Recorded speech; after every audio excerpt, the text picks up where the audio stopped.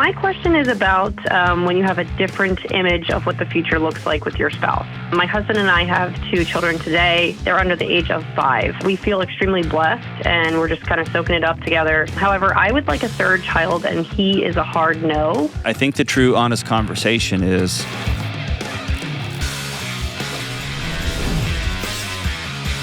what up? What up? This is John with the Dr. John Delony Show. Taking your calls from all over the planet about your mental and emotional health and your marriages and your kids and whatever else you got going on in your life. Real people going through really tough stuff. Let's go to Rockville, Maryland. Dude, I should have been born in a place called Rockville. Rockville, Maryland, and I should have been born actually in Poserville. And talk to Tara. What's up, Tara? How we doing? Hi, Dr. John. Thanks for taking my call. Of course. How are you?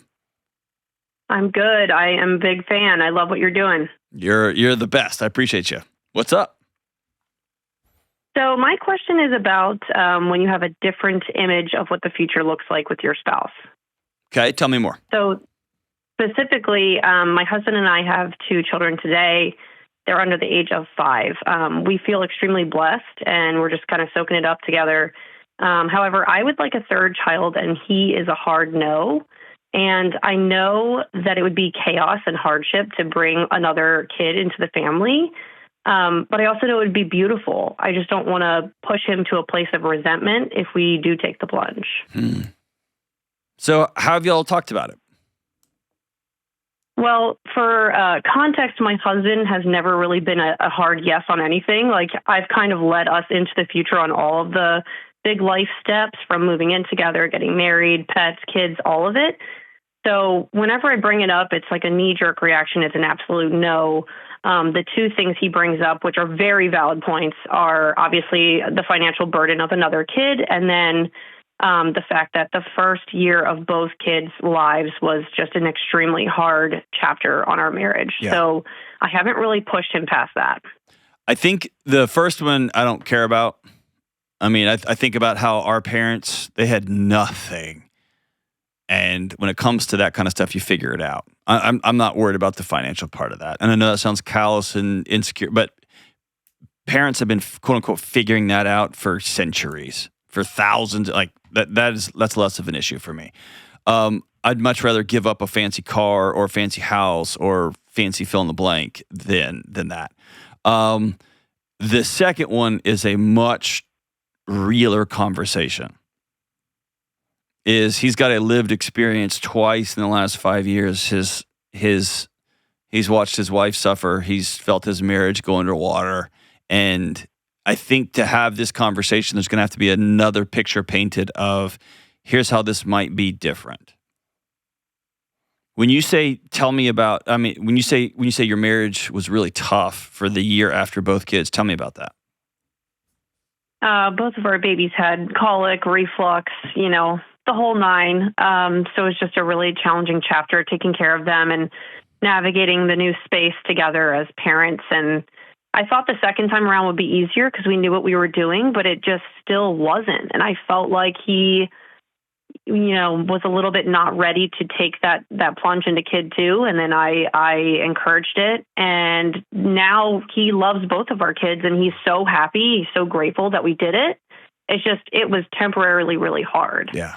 So while I know we'll overcome that hard chapter, I just worry. I know we'll overcome it. I think it's the hesitancy for him. And I'm like you with the financial piece, but he's not. He really does care about the nice car, the nice things, and wants to have that money available to do those things. So I haven't pushed it. I've just kind of sat with this for a year now, and I just don't know that I'm okay closing that door and being done. And so I think that's the true, honest conversation. And I think the true, honest conversation is, I want us both to sit down and put both of our feelings on the table. And I think it helps for one person, and it can be you in this moment, to say, hey, I'm not leaving you and you're not leaving me. So we're anchored into this conversation. So let's explore this in a challenging way. And it might mean that you need to get a counselor just to have a neutral third party to make sure everybody's hearing what the other person is saying. But I think it's fair to say I have this very clear picture 15 years from now, 20 years from now, and there's, I don't know, do you have sons or daughters right now? Daughters. Okay, we have 2 daughters and a son sitting around a table, or 3 daughters sitting around a table with their knuckleheaded boyfriends or fiancés or getting ready for college, like whatever that world looks like. I have a very clear picture in my mind of that. And right now, it feels. I feel like I've exactly said that, actually. And what does he say? I've said when I see our table, years from now, I feel like there's another person at the table. And he's like, well, I don't, I never saw myself having any more than 2 kids. And he's just closed off to the conversation. But Okay. I mean, as somebody who's convinced him to do many things, I can't really take that for a hard no, because I've seen him change his mind. Okay, well then have that conversation. Okay.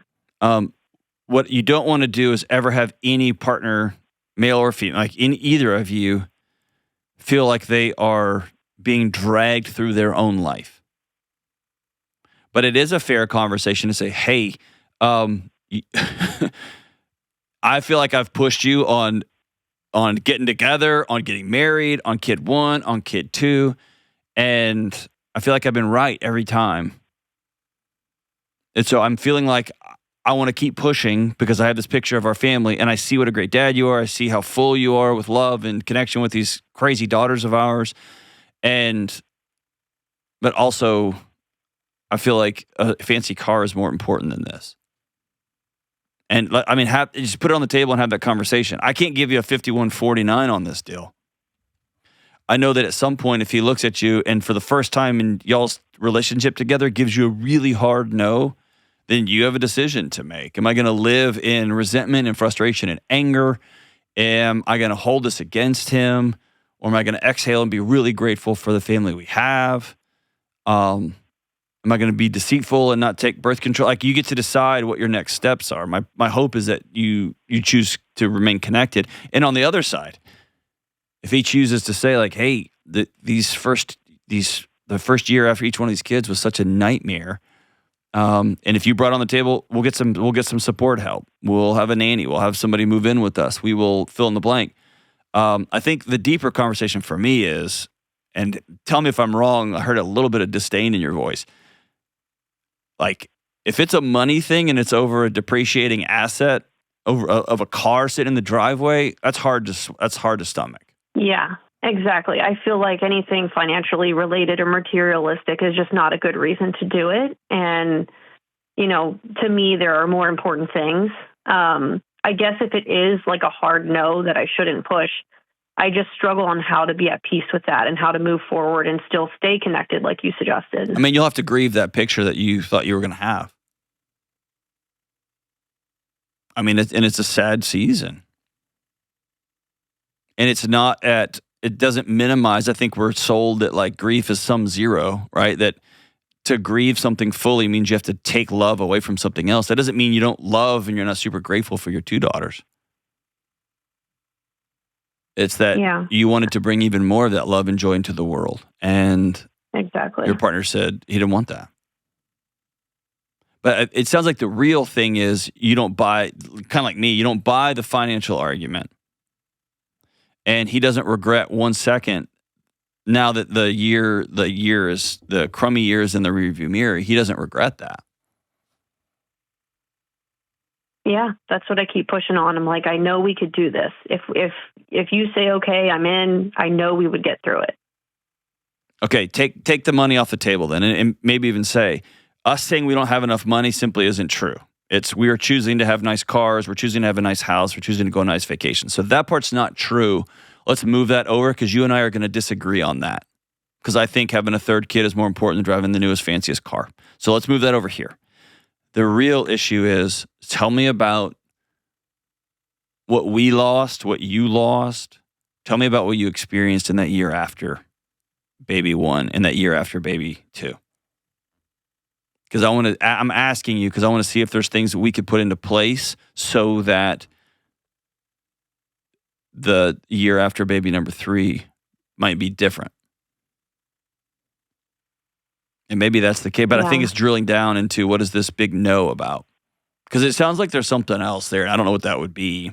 But man, the year after, or tough pregnancies, or bad postpartum, or almost separation, or sleepless nights at the office and watching somebody's work performance fall down. Like, those are all reasons to fear doing this again. I get that. Yeah, it's all valid. It's just, I think I have been avoiding a real conversation with him on it. So I think that this is going to push me to actually have a real sit down and not just a drive by. Why don't we? You know? I think that also sends a message of seriousness to him.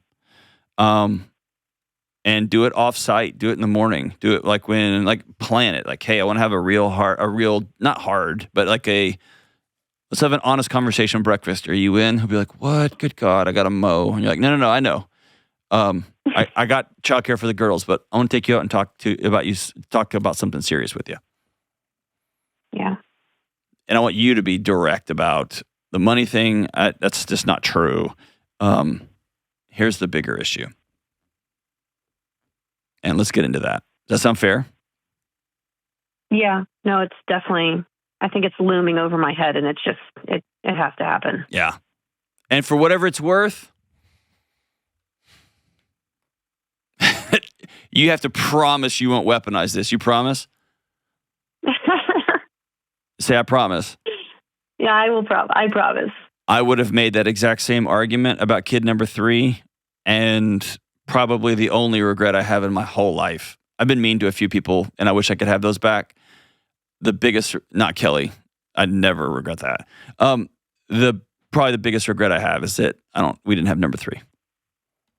Wow. I did not understand. That's the place I don't want to be. I know, but no, I'm the husband in this situation. I'm the guy that would have been like, hey, we don't have the money, we don't have this, we don't have that, and like the first 2 had this challenge and that challenge. Like, I would have spun up some stories. I got to finish my other degree. I've got to do this. We need to I would have had 1,000 different things. But now I have one 9-year-old and one 15-year-old. Like, I just am so overwhelmed by love when I walk in my house, and I'm just so overwhelmed by it all, about how awesome and blessed I am to have 2 healthy, fun, hilarious kids and a pretty amazing spouse. And so, yeah, adding the third, I would just, in my mind, it would just quadruple the fun, because I think those things, ROI, it didn't just add like a third more fun. It would add like 4x the fun. But anyway, also, my daughter made me a 50-point power presentation, not PowerPoint, but like she wrote a book and she stapled it together. It's a 50-point treatise on why we need a third kid, a daughter. And it's pretty cute, actually. So we went to Walmart and got a fake baby. And that's one of the hardest I've laughed ever when she found out that you can put diapers on a doll. It was a riot. Awesome. All right, when we come back, we talk to a woman who is having an affair with her high school sweetheart, who is also married to somebody else. Check this one out. I grew up playing sports, and I grew up in weight rooms, and I realized a few years ago that I took for granted how scared and insecure and even lost people can feel when they first go into a gym or a weight room or gym classes for the first time. And now that I'm getting older, I even find myself in traditional gyms looking around and sizing myself up next to some beefcake musclehead. Here's the truth. We all need to lift weights. We all need to move our bodies. Men, women, young and old, everyone needs to lift heavy things and move around. But knowing what to do, when to do it, or even how to do it can be super intimidating. So whether you've been lifting and working out for decades or you're ready to get started for the very first time, I want you to check out my friends at Trainwell. I've used their workouts. My wife and her friends use them. My manager and his wife use them. Even Kelly uses them. My older sister is using them. Everyone is becoming a Trainwell devotee. It's a movement. Trainwell offers tailored workouts with step-by-step guidance from real people, meaning it's not just an app and it's not just a personal trainer. It's the best of both worlds. To start, you take a short quiz and then get matched with a real live coach, someone who actually listens to you, and together you build a plan that works for your body, your season of life, and your goals. They have step-by-step videos that give you guidance, and your trainer will check in with you after your workouts. Now is the time to take control of your body once and for all. Check out my friends at Trainwell. Trainwell has a special offer for my audience, just $89 a month when you lock in your plan, plus 14 days of free training. Go to trainwell.net/Delony right now. That's trainwell.net/Delony. Yo, Poncho is back as a supporter of this show, and I am super jazzed about it. If you've seen me on stages across the country, if you've watched this show, or even seen me recently when I was fishing with my son out in the surf during a trip to Gulf Shores, or you might have even seen me mowing my yard, my acres out here in Nashville, I'm always wearing Poncho shirts. I'm wearing one right now. Poncho makes the absolute best outdoor performance shirts for men, period. Whether they are sponsoring the show or not, you'll almost always seeing me wear Poncho. And of course, I love their denims and their insanely soft flannels, but now that it's super hot outside, I'm wearing Poncho shirts outside too. They're lightweight and they're breathable, yet they're still tough enough to handle whatever chaos my day brings. And I'm talking everything from travel to being up to my chest fishing in the surf or doing yard work. These shirts move with you, not against you. They dry fast and they don't cling or bunch up, and they come in slim or regular fits. So you're not just walking around like a circus tent or a sausage link. Go over to ponchooutdoors.com/Delony and try them out for yourself. Right now, new customers get $10 off their first purchase. You just sign up with your email.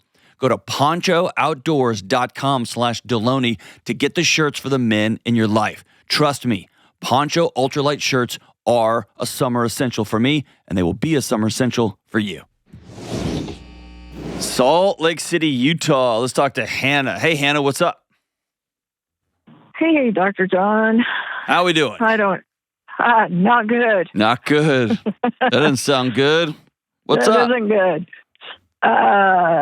Me and my high school boyfriend have lived in the same town forever. We see each other once in a while over the last 40 years, and we're both 60.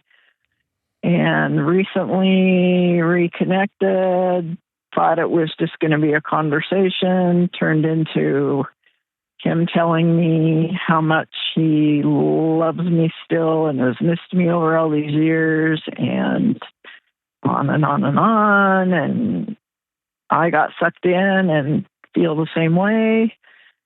And we're both married to somebody else. He's been married 40 years. I've only been married for 8 to the man that I'm married to now. He's very, very prominent in the state and in our city, so everybody knows him. One of his children has had cancer. He says he doesn't want to leave his wife. He's not unhappy with his wife. He doesn't dare leave his family, blow up his family because of this child. Well, he's not a child. He's an adult that has had cancer. Needs to get him to his 5-year mark, which is 2 more years, and still sees me and calls me and tells me we have a visceral kind of love, which I agree with, and don't know what to do. What do you think you should do? I don't know. That's why I'm calling.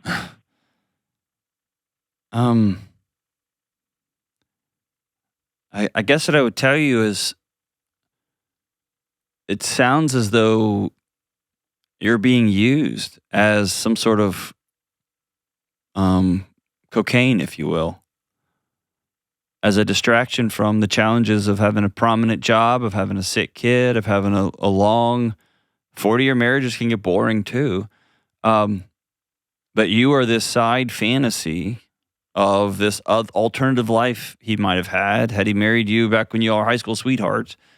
And you get his heart rate up and you let him check out of the pressure of his day-to-day life. And then he's also been very clear with this will go nowhere. For at least 2 years, which I don't know that I believe even the 2-year mark. I wouldn't believe a single word spoken. Okay. It's also very scary because I'm so invested. He also says he is. And I and have been very suicidal for years of my life. Okay. What is that? Attempted it 5 years ago. Didn't do a great job at that either. Yeah. It's just. So are you actively suicidal now? I'm not going to say I'm not. Well, if you are, I'm going to have somebody come to your house today. No, I don't want anybody to come to my house. I know, but I love you enough to not just hang up the phone on you. No, I'm working through that with a therapist. They wanted to put me in the hospital a couple weeks ago. I wouldn't let them. So but what if that's what you need to do is to go to a hospital? I need to figure this problem out with this guy. You've got it figured out. How many times have you been married? You said the guy you're married to now. Have you been married in the past? Yes. This is my fourth. Your fourth husband? Okay. Yes. And you want my last one was 22 years. Okay. Why did y'all end up breaking up? He had lots and lots of girlfriends. Okay. For the last 13 years of our marriage. Okay. What about the husband before him? We were married for 5 years. He was doing drugs and hiding it in our house, and I had no idea. I just packed up my kids and left. Yeah. Tell me about the guy you're married to now. He's very calm, content. He's got agoraphobia, doesn't ever want to go do anything or go anywhere. He's going to be the 60-year-old guy that turns 90 really quick when he retires. He'll just sit on the couch and not do anything. So maybe this affair you're having with this other guy is kind of your way to check out of the life you have and the life you see coming right at you also, huh? Yeah. 100% I agree with you on that. It's a way to go to a fireworks show without having to live with the reality of it all, right? Right. Yeah. I'm content. Yeah. I mean, well, I was. Till the boyfriend came back in the picture. Yeah. Now, it's hard to get through every day. Yeah. I think somebody's telling me they have a visceral love for me that, and I have a husband that sits on the couch. Yeah. Who would do anything for me? I know he would. He's a nice guy, but. And usually prominent folks in different communities are very good at wordsmithing, right? Yeah, he's an attorney. Yeah, so he's good at speaking, and he knows how to say things, and he knows how to say the words to get somebody fired up. Yeah. And it may be that your current husband loves you to the moon and back, like you say, he'd do anything for you, and he might not have the skill set to have a silver tongue and be able to, make you feel 16 again. Yeah. But here's the thing I'm hearing. You don't want to be this person.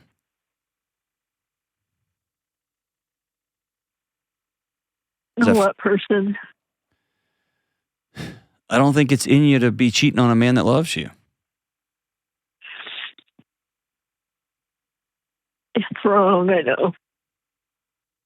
But I think the wrong is bigger than the morality. Of course that's wrong. You pledged your fidelity to somebody. I think it's bigger than that. I think you know it's wrong because you know it's not real. It's a distraction. Because here's the thing. I had a visceral love for my girlfriend who ended up being my wife. I skipped final exams to go be with her. I skipped events. I just basically canceled things in my life. And so if there was a visceral love, regardless of, like, if this was a movie, then regardless of position, regardless of whatever, he leaves you and you'll go happily ever after. And so what he's describing isn't what that actually is. No. I'm afraid when he ends it, that I'm also going to be done. And that's where I'm not going to let you off the phone until I have a pretty firm commitment.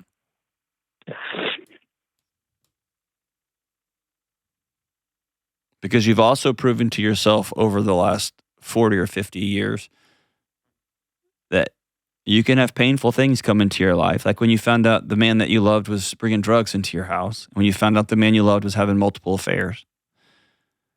You found out that you can experience really painful moments and painful breakups, and you can keep going. You've been there before, and it hurts. And it's hard. It is hard. But you're worth hard. I'm not. Oh, you are. I've never felt worth anything. I don't care what you feel. I'm telling you the truth. Can we be honest and say Hannah's feelings always haven't been accurate over the course of her life? Yes. Yeah. Okay. So let's don't make permanent decisions based on a thermometer that we know doesn't always have the right temperature in it.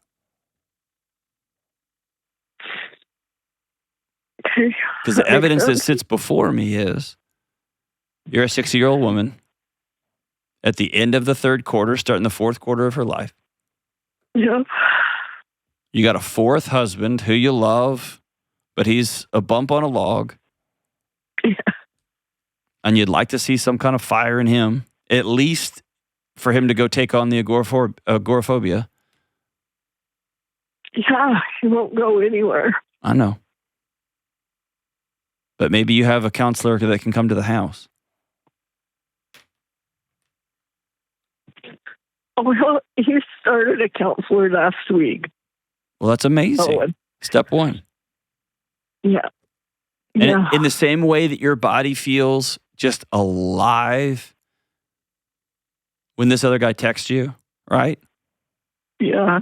The same way your body feels that way, his body feels on fire like that when he walks out of his house. And he just has to learn, in the same way you have to learn that text message that you're getting isn't real. He's got to learn that his body's screaming at him, "You're not safe, you're not safe." That alarm's not real either. I mean, the alarm is real, but it's not telling the truth. Right. And if he's seen a counselor, then that's a step in the right direction. That's fantastic. Right. I'd be really proud of a 60-year-old man saying, "I don't want to live the last 30 years of my life like this." That's awesome. Well, he doesn't think he has anything wrong. Well, I know. No 60-year-old man does, right? Oh, you're right. You're right. But at least he's willing to try. That's right. So let's flip this whole thing around for a second, okay? Okay. What if you end it? What if I end my marriage? No, silly. What if you end this pretend affair? I've tried.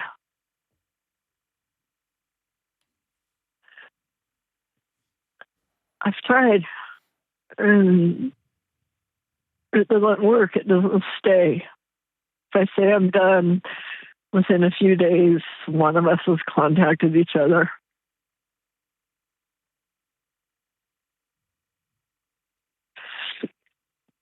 Paint me a picture of how this ends.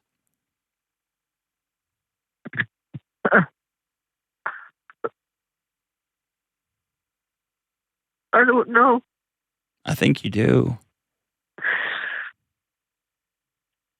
He probably tells me that he can't do it anymore. Mm-hmm.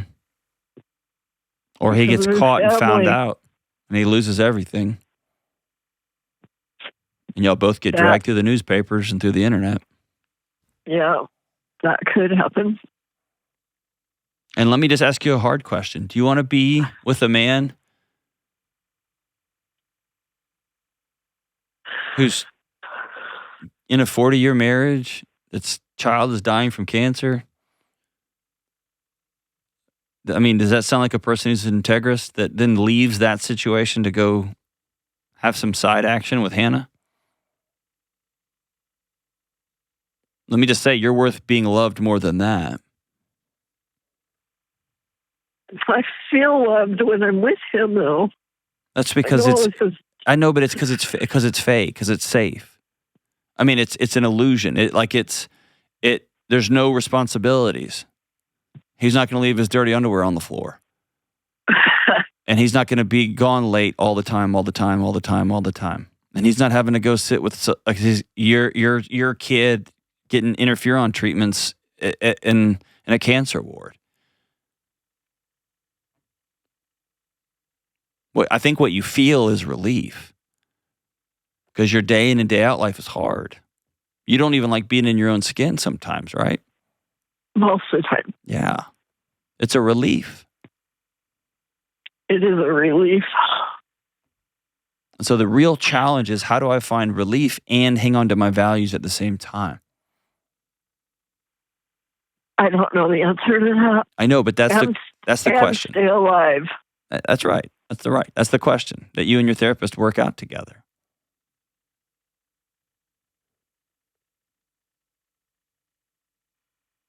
I don't know the answer. I don't know how I could not see him. You can. You've done really tough stuff over the course of your life, haven't you? Yeah, I've been through some things. I bet you have. You're probably one of the strongest women I know. I don't know about that.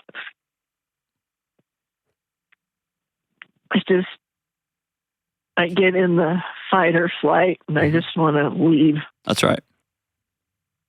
And so in the same way, your husband gets into fight, flight, or freeze, and he wants to freeze, and he's teaching himself that he's got to go sometimes. Yeah. That's your new adventure. Is I'm not going to run from this. I'm actually going to sit in it, and I'm going to feel it, and it feels hot, and it feels painful, and then I'm going to go do the next right thing.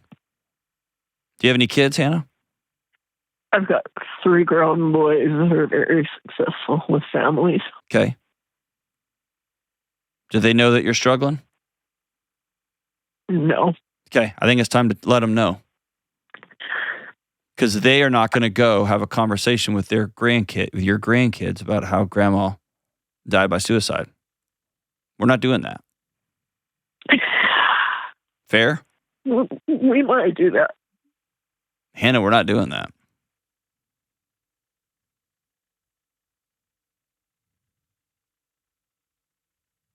Fair?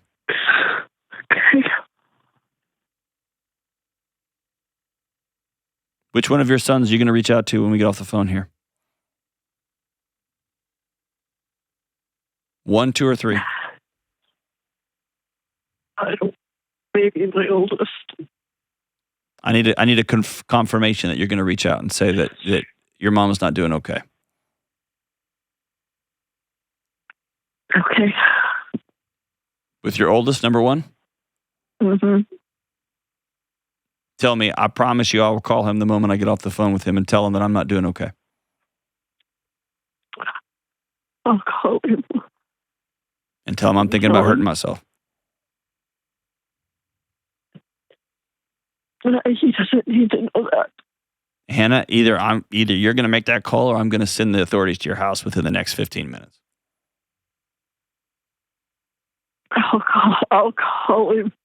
Okay. Listen to me. Mm-hmm. I'm really grateful that you called. Okay? Thank you for talking to me. The world will be a worse place with you not in it. Okay? That's why you're going to stay in it, right? Yeah. I need you to hear me say, I need to hear you say, I'm going to stay alive in this world.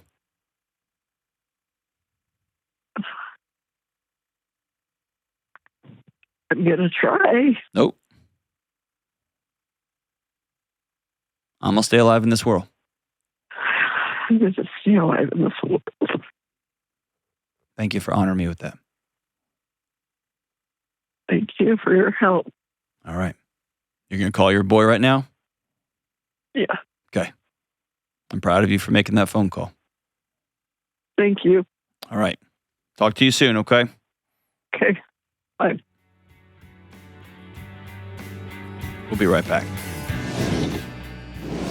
All right, it's time for a quick word about Delete Me. Does anyone else feel like our digital footprints are starting to feel more like digital trails, leading bad guys right back to us? Right now, scammers are using phishing attacks. That's phishing with a PH, where they try to trick you into giving them something by pretending to know you. And you get an email or a text or a phone call, and the person or the AI bot on the other end sounds like someone who's trying to help you out and look out for you, but they're not. With the new technological advancements, no one is really safe. So what is any of us to do? First, you can start by controlling what you can.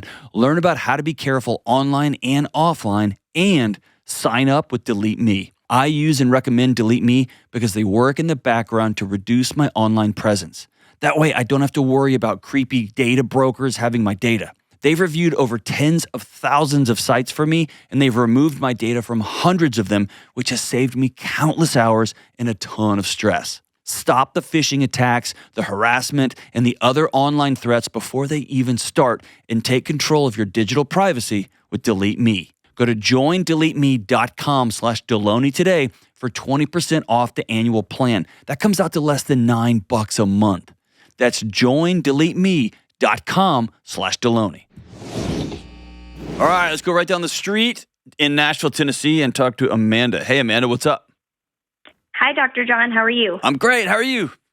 Doing well. Thank you. Awesome. What's up? Okay, I wrote out my question, so I'm just going to read it to you, and then you can ask any follow-up questions. All right, perfect. Okay, my husband and I are having a hard time figuring out how to handle visits to his parents' house. They're not bad people, but staying with them is really challenging. At Easter, for example, our room was 80 degrees, the house isn't very clean, and there's a lot of emotional tension during conversations. It just doesn't feel like an optimal environment, especially now that we have a 2-year-old daughter. On top of that, they continue to push for alone time with our daughter, even though we've clearly communicated that we're not comfortable with that right now. We've set the boundary, but they keep circling back to it. My husband is one of 10 kids, and my in-laws have 23 grandchildren. My husband and I do not want to be labeled difficult like some of his other siblings, but we're both getting tired and anxious every time a visit comes up. How do we navigate this in a way that protects our daughter, respects our boundaries, and doesn't completely blow up family relationships? It's a great question. I think you have given yourself 3 variables that don't work together. Okay. And so read your last sentence back to me. How do we navigate this in a way that protects our daughter? Okay, stop. Number our 1. Boundary? Okay, so we got protect daughter, which is number 1 most important, right? Right. All right, what's number 2? Respects our boundaries. Okay. That is, here's the house that we want to have. Here's the family that we want to have. Here's the emotional and, for lack of better terms, the psychological. It's not really the right word there, but that like the tenor of our home. Okay. And what's the third one? Doesn't completely blow up family relationships. All right. You don't get to decide that one, which stinks. So tell me if I'm wrong here, but there's probably, out of 10 siblings, there's probably some pariahs, some people that have been labeled difficult, and maybe you've even heard your husband talk about how difficult they are, and then now that y'all are living in this, you're like, ooh, maybe they weren't so difficult after all. Yeah. There's one sibling in particular that lives about 12 hours from his parents' house. And so, obviously it's a big trek to get there, to fly or drive. And we always wondered why his family did not stay with his parents, like his brother's family. So, I guess I always found myself just kind of wondering, but never actually asking the question. And then now that we have relocated and stay with his parents, I'm like, I get that. Yeah. So for whatever it's worth, I love my parents and I have a good relationship with them. And I stay in a hotel. My family stays in a hotel whenever we travel. Okay. And they've made comments before, like, well, why don't y'all but they have a small place and it's a patio home and it's perfect for them. And occasionally one of my kids will spend the night there. But like, I don't sleep well when I'm on the road. And if I don't sleep, I'm just tough to be around. And so sleep is an important thing for me. And it allows us to do our morning stuff, and not everybody's got to share the same. But it's really a gift from us to them. And at the same time, it's a gift to ourselves so that we show up as good as we possibly can. Sure. And there's been times when I stay at my other in-laws' house, they've got a big property. And so sometimes I will stay, or me and my wife will stay in the camper in the back, and the kids stay in the house, right? So it's all I have to say is this. Y'all get to decide what's best for your family. And then the adults in the room get to decide how they're going to respond to your boundaries. And if they respond to your boundaries by making accusations, by being ugly to you, by being rude to you, etc., then they may be opting for you guys not to come around so much. Right. And that makes sense. I guess I don't. If I get to be labeled the difficult person or whatever, then that's a choice they are choosing, and that is a label they are making. I don't have to wear that label. Right. I think the difficulty here is that the way that their house is now is the way that my husband was raised, as far as just like the level of cleanliness and not running the heat and air like, most families do and that kind of thing. So I guess that's kind of where my question comes from. And to be clear, he's not comfortable staying there either, like physically comfortable. But it's just kind of one of those things where he's like, well, this is how I was raised. So if we stop staying here, it's going to be this like big emotional conversation. And so we're just trying to navigate that. Yeah, I don't even think it's worth casting judgment on his parents. That's how they've raised 10 kids. I mean, they raised one of the boys that you fell in love with, right? And so if people like their house hotter or people like their house colder, they get to do that. Right. Y'all are the ones that get to have have your own boundaries. And your boundaries don't require anything of anybody else. Right. Now, if you say, hey, it's too hot here, y'all don't ever run your air conditioner, that's why we're not sleeping here, A, that wouldn't be the full truth. And B, that would be judging how they choose to have the house. I think a broader, simpler conversation is, dude, we like to spread out. It's more comfortable. It's just easier for everybody. And we can come and go. We got a little baby in and out. Like, it's just easier for all of us. And this is what we find more comfortable when we travel, period. Right.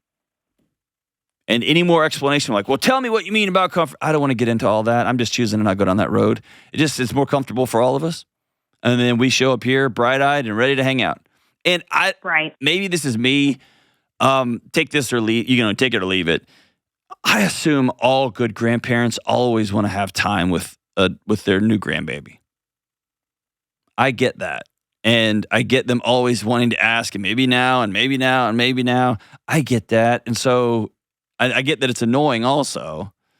But I'm never going to knock a grandparent for wanting to spend more focused time with a grandkid. And I don't ever knock parents for saying, hey, I'm uncomfortable with this for whatever reasons. Let me ask you, is there safety reasons or is there abuse reasons? Like, why don't you want your grandparents, your in-laws, to be around your kid? There's not any abuse concerns or anything like that. My husband is towards the end of the 10 kids, so his parents are older and not in great health. Okay. So, for instance, like they wouldn't be able to carry her anywhere, okay. That kind of thing. Yeah. Like just physically like picking up. So we didn't let them watch her independently when she was an infant because they couldn't get up and down off the floor, like that kind of thing. But my mother-in-law I've told my husband I'm okay with her offering to watch our daughter. It's when she pushes past and I'm like, oh no, like, thank you for offering, no, thank you. When we keep pushing, that's kind of the problem for me. Sure. She did sit us down and have a long conversation about a lot of things. And we have a long history with his parents, but if you have questions about it, I can answer. But she said, we can't spend quality time with her if you're around. And kind of our way of working it out is when we're at their house or when they're at our house, if our daughter is like reading books with them or playing a game with them or doing puzzles, like we stay out of it. Like I'm not interrupting and inserting myself. I'm like cooking or but hold on. I just whatever. Fundamentally reject her premise entirely. Yeah. Because my parents don't say that. Like they spend quality time with her, with us there. If she said, hey, y'all need to go on a date, y'all get out of here so you can go on a date, and I want to spend some time with this baby, that's good. But that immediately when somebody says something like that, it makes me wonder what else is happening. Exactly. So yeah, like y'all aren't crazy. But I will say this is your husband's conversation to have with his parents. Yes, and he's had a lot of really tough conversations with them over the past year. Okay. About a lot of really deep things. So I've been really proud of him for navigating that on our behalf. Amazing. Yep. My new coined phrase is, you're welcome to offer to step in, just don't ask me to step aside. Like, you can offer to do something for our child, but if I say no, like, that's where the conversation needs to end. That's right. And then you are going to have to not just quote, like, hope isn't action. It's a step we take. A wish is, I just want this all to be different. Right. And so when you get that request and you say, oh, no, thank you, I appreciate the offer, though. No, you need to leave that kid and you need to go, all right, I'm going to go ahead and head out. Because hope is in action. Hope is taking the next right step. It's not just wringing your hands, like wishing that this situation is going to change itself somehow. I think I've probably been doing more of the wishing. I know. Than taking action. There you go. And taking action always comes at a cost. Always. Right. And so I think it's just wrapping your head around, hey, we're not trapped in this and this and this. We are going to have to risk being labeled troublesome, annoying, blah, blah, blah, for the care of our kid. And I don't hear anything in you being like thinking that they're less than y'all. I don't hear that. I don't hear any like they keep their house real hot and they keep their house real cold. People get to do that, right? And I don't know. I keep my house real cold, but then I go get in a sauna, and I keep my house real warm in the winter, and then I go get in a cold plunge. And so, I mean, when they dig up my ashes years from now, when anthropologists dig us all up, you're like, that didn't make any sense, right? But so it is what it is. And cleanliness standards, all that, y'all just get to opt to stay at a different place. That's all good. I'm not going to judge it. It's just, that's for me and my house. We're going to stay here. The next layer is, man, people are going to make stories up about you for the rest of your life. They're going to judge this parenting or that parenting. I can't believe you don't give your kid a phone. I can't believe you don't give your kid like a little AI friend to carry around with them. Like whatever the thing that's coming down the road, that's just going to be the rest of your life. And so getting some firm boundaries within yourself and within your marriage. And kudos, your husband, dude, shout out as a hero, him having some hard conversations. That's amazing. I'm proud of him. I'm really proud of him for that. So hope that helps, Amanda. Thank you so much for the call. We will be right back. Hey, it's Delony for Hallow, the #1 prayer app in the world. Life moves so fast. We're all juggling work, family, and a million other things.